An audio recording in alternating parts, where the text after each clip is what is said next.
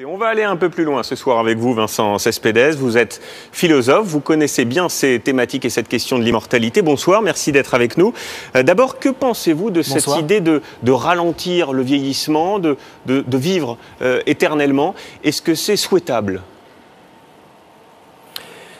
Effectivement, c'est un rêve humain absolument fondamental, de la fontaine de jouvence jusqu'à la cryogénisation.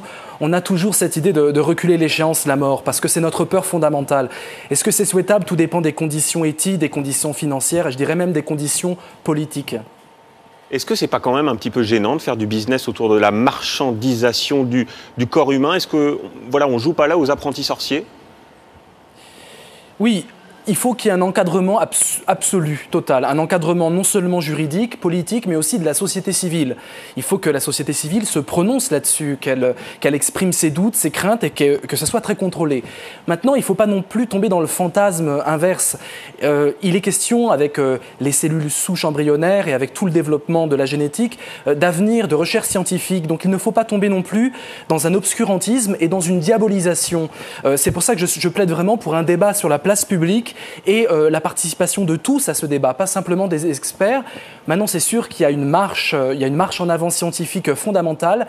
Moi, je pense que ça peut aussi ouvrir des voies thérapeutiques nouvelles. Ouais. Et là, ça ne concerne pas simplement les vieux riches qui veulent continuer de vivre, mais simplement les vivants qui sont en difficulté. Donc, si je vous entends bien, vous nous dites ce soir, il va falloir s'habituer à vivre avec tout ça, avec ces techniques qui nous permettent de vivre plus longtemps, car l'immortalité, voilà, c'est ce qui nous attend dans 100 ans, 200 ans.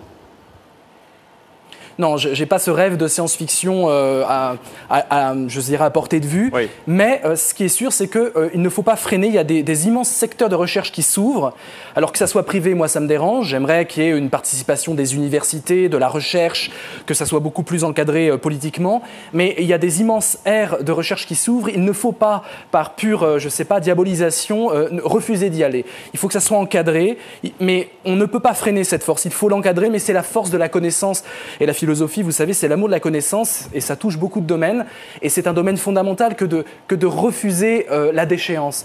Donc voilà, un encadrement moral, juridique, il y a des questions bioéthiques extrêmement pointues, des questions effectivement de marchandisation de la vie qu'il faut questionner, qu'il faut approfondir, oui. Mais il ne faut pas non plus diaboliser et freiner cette recherche, elle est fondamentale pour les vivants aujourd'hui. Message entendu. Merci beaucoup pour ce point de vue, Vincent Cespedes, et alors peut-être dans 200 ans, on se retrouvera.